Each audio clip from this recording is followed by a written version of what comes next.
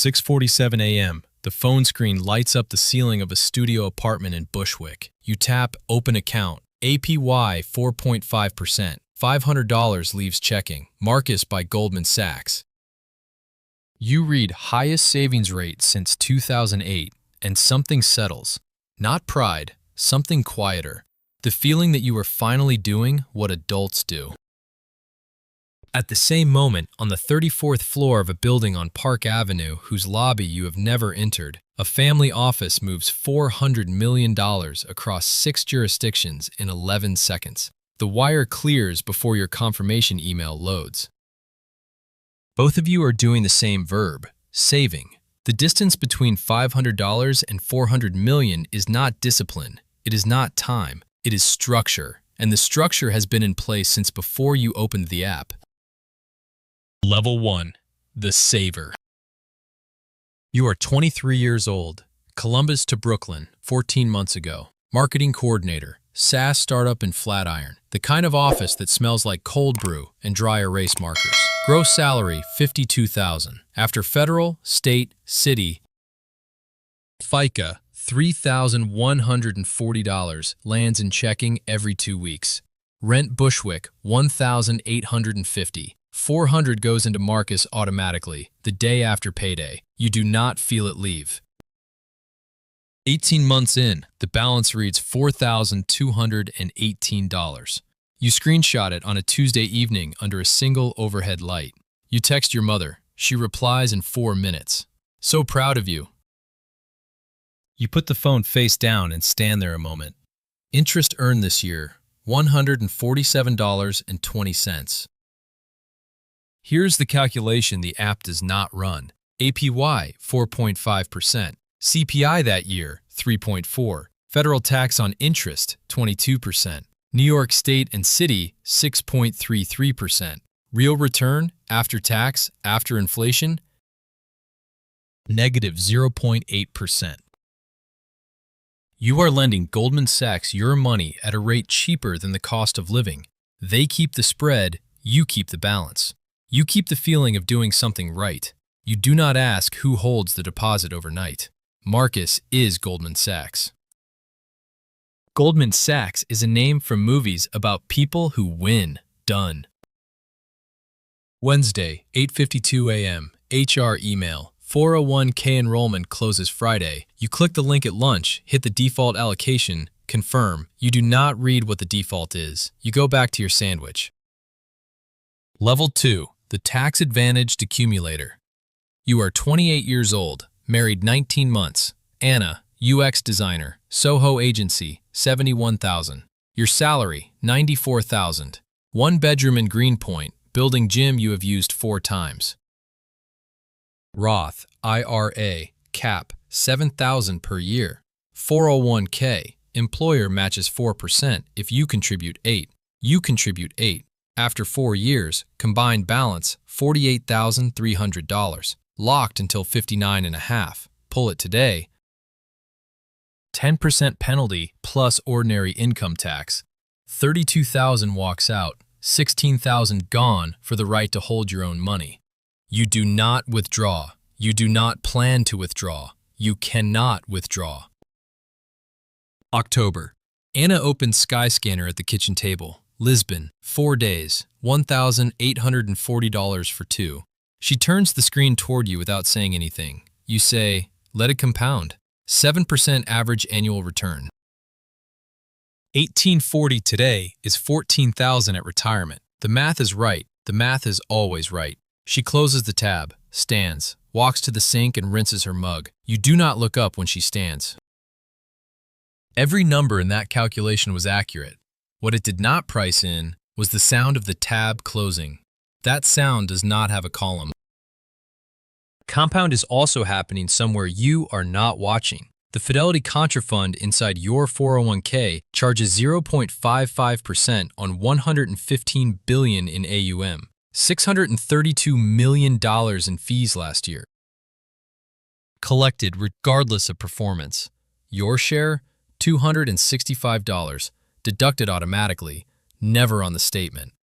The statement shows one word, balance. Nothing has told you to be angry about this. Thursday afternoon, Derek, senior developer, 31, done this 3 years longer than you, stops you by the coffee machine. Don't lock everything in tax advantaged, he says. Open a taxable brokerage, Vanguard, index funds, leave it. That night, you open your laptop in the dark. Anna is already asleep. You read for 40 minutes, then open the account. Yes. Level 3, the index investor. You are 32 years old, Chicago 16 months, Lincoln Park condo, Lakeview on clear days. Salary $148,000, Anna $112. Combined investable net worth $332,000. VTI 70%, VXUS 20, BND 10 across the taxable account, 401k, and Roth. You update the tracking spreadsheet every Sunday evening. Anna knows it exists. She has not opened it. March. The market drops 11% in 9 trading days. You buy more. You do not sell a single share. You feel this as identity. Level 1 was saving. Level 2 was locking. This is allocating. The word feels different in your mouth. Here's what the word does not tell you. VTI holds 3,700 companies, 1.7 trillion in AUM. Your 182,000 is 0.0000075% of each underlying company. When Vanguard votes shareholder proxies, board composition, executive pay, environmental resolutions, they cast your shares. You delegated that right when you clicked confirm. You are not an owner.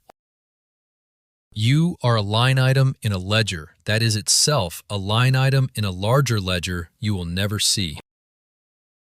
The returns are real. The delegation is also real. You will never feel the second one. If you have made it this far, this channel was built for exactly this. One subscribe keeps the structural analysis going. Back to it. Thursday, 4 p.m. LinkedIn notification. David Hartwell, Senior Vice President, Northern Trust Wealth Management. One line. Congratulations on crossing the milestone. Would value 20 minutes. You told no one. Net worth crossed $1,043,000 11 days ago. Private. He knew anyway. Level 4. The private banking client. You are 40 years old. JP Morgan Private Bank. You followed David Hartwell when he moved firms 2 years in. Liquid investable assets $2.4 million. Total net worth $3.8 million. Last year, you signed one line on a self-certification form. Accredited investor, net worth above $1 million excluding primary residence. One signature. A list appeared that you did not know existed. Private equity feeder funds, hedge funds with 2-year lockups, pre-IPO secondaries. This list existed when you were 32. You simply had not crossed the number. The number is the door. David does not pitch. First meeting, no decks, no products. He asks about Eli. Your son, 4 years old, just started pre-K. He uses the name without being reminded. He mentions Pebble Beach. He offers a CPA introduction. You leave having agreed to nothing and carrying the faint sensation that something has already been decided. Fourth meeting, direct indexing, 350 individual stocks instead of a VTI share. Tax loss harvesting at the security level. Tax alpha, 1.2% annually on $2.4 million. $28,800 saved every year. You sign. You move the entire taxable account. Friday, 10:30 p.m. Anna stands at the kitchen window, holding a glass of red wine she is not drinking. She says she does not understand why you need a second CPA. You say David recommended him. She sets the glass down and says, "Is David introducing us to people? Or is he introducing people to us?" You say you have an early call. You go to bed. The question stays in the kitchen. The answer? You are a relationship in David's book. Each relationship generates $42,000 annually for JP Morgan. He calls you by your first name because that is a trained skill. The warmth is real. The structure underneath is also real. Neither cancels the other. You stay. The tax alpha is $28,800 per year, real. April, year you turn 46, 11:43 a.m. A wire clears, $8,400,000. ESOP equity, finally vested, sold. You sit with the number for 90 seconds. David calls at 11:54, 11 minutes after settlement. Time to introduce you to a more specialized team. You say yes before the sentence finishes. Level 5, the multifamily office client. You are 48 years old. Patstone Family Office, Park Avenue, 34th floor. 23 other families on the platform. You will never know their names. Liquid net worth, $24.7 million. Total, $31 million. Marcus Reyes runs allocation. 11 years at Bridgewater, 0.85% annually. $264,000 per year from your account alone. Deducted quarterly, never visible on any statement you receive. Diana Crowley builds the structure. Partner, Sullivan & Cromwell, 31 years in practice. 6 months, 3 instruments, AGRAT. $6 million in pre-IPO shares transferred in. Every dollar of appreciation above the IRS Section 7520 rate, 4.8% this year, exits your taxable estate permanently. Shares appreciate 40%. $2.1 million leaves without gift tax. The IRS wrote the rule. Diana uses it. APPLI policy. $8 million face value. Hedge funds inside the insurance wrapper. 12% return this year. 0 to the IRS. Every line legal. A dynasty trust in Sioux Falls, South Dakota. Rule against perpetuities repealed there in 1983. Your trust carries no expiration date.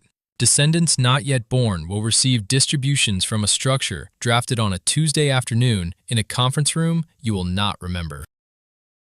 Mira is 16. She finds a statement on the kitchen table, left out, not hidden. She reads the name at the top, the Whitfield 2019 Dynasty Trust. She asks why it is not her name. You say, "This is how we protect you." She says, "Protect me from what?" The true answer? From herself at 24, from whoever she marries, from creditors, from the 40% of inherited wealth that statistically disappears within 1 generation. You say none of this. You say, from things you do not need to think about yet. She goes upstairs. The door closes harder than necessary. You stand in the kitchen. You do not call her back. Every structure Diana built is correct. The math holds on every line. The math has no column for the sound of that door. If you are still here, this channel exists for people who want to see the structure without the sales pitch. 1 subscribe keeps it running. Back to it. Diana's email arrives the following month. Current arrangement no longer optimized for your level. You ask for a week. You sign on day 6. Level 6, the single-family office principal. You are 62 years old, 14th floor, 57th Street. Leased 12 years. No company name in the lobby directory. Suite door, 1402. No logo, no plaques. 5 desks, no reception. A view of Central Park no one in the office mentions anymore. $400 million under management. Marcus Reyes, CIO. Diana Crowley, General Counsel. A tax director. 2 analysts. Every one signed a permanent NDA before their first day ended. Not trust, contractual. 35% private equity co-invest direct. 22% real estate joint ventures. 18% hedge funds with reserved capacity. Closed to outside capital. Open to you because of relationship duration. 15% direct lending. 10% public equities through direct indexing. JP Morgan calls Tuesday morning requesting a meeting. Marcus takes the call. Marcus decides what they are permitted to present. The institution that once held your $500 now needs your employees' approval for 30 minutes of your calendar.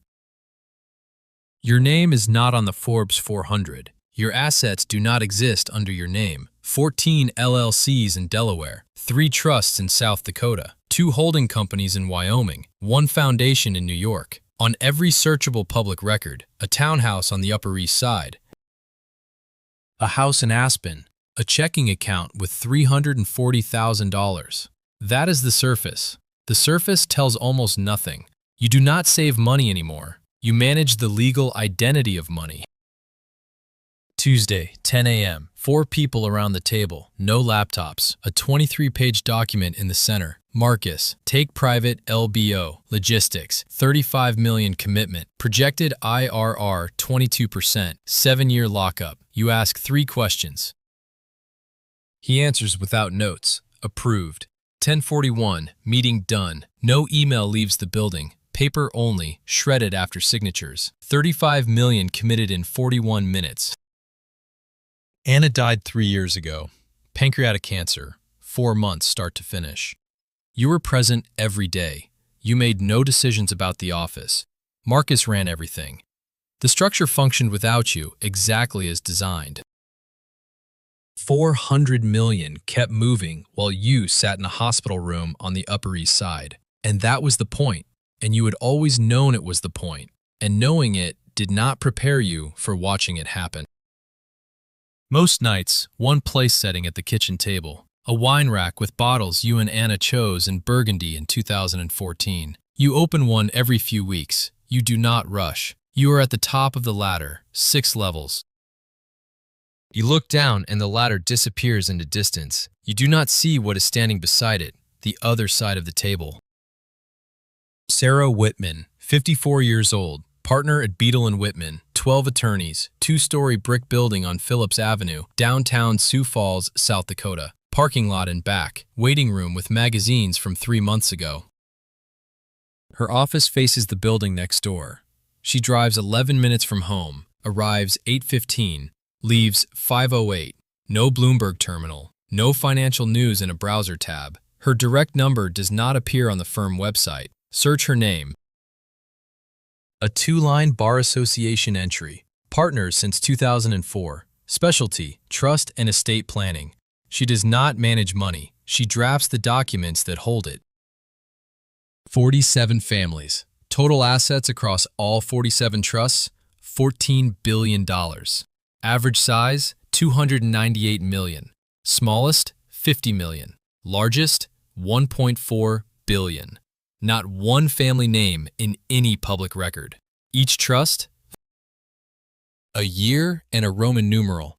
Trust 2014-17, Trust 2019-4.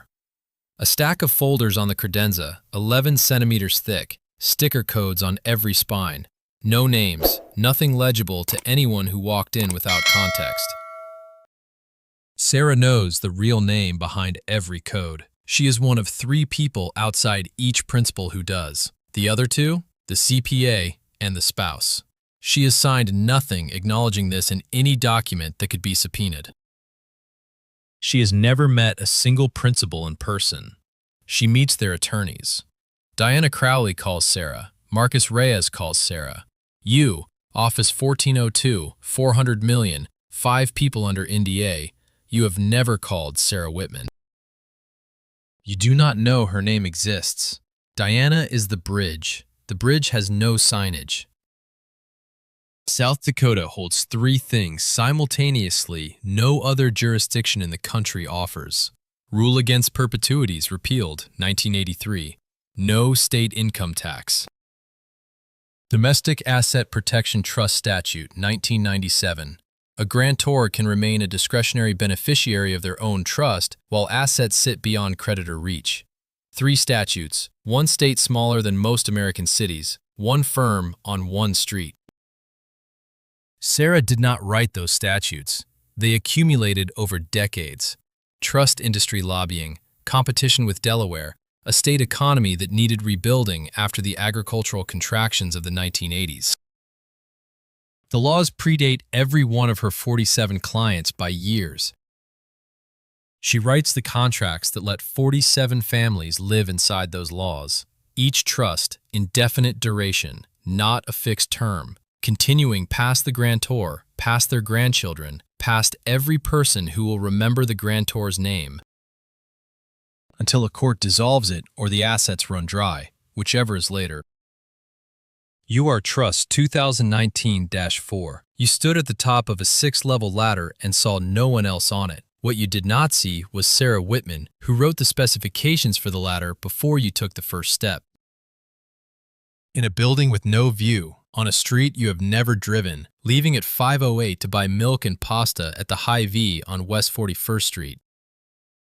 Debit card. Home.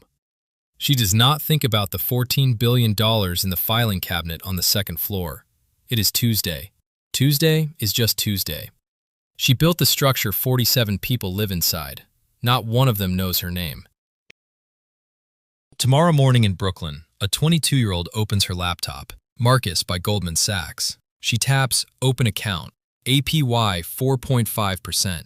$500 moves from checking into savings. She reads, highest savings rate since 2008. She screenshots it. Sends it to her mother. Nobody tells her the real return is negative 0.8%. Nobody tells her about Sioux Falls. Nobody tells her about 47 folders on Phillips Avenue, or about the woman who leaves that building at 5:08 and does not look back. The structure was here before she arrived. It will be here after she leaves. The machine does not stop. It just finds new savers.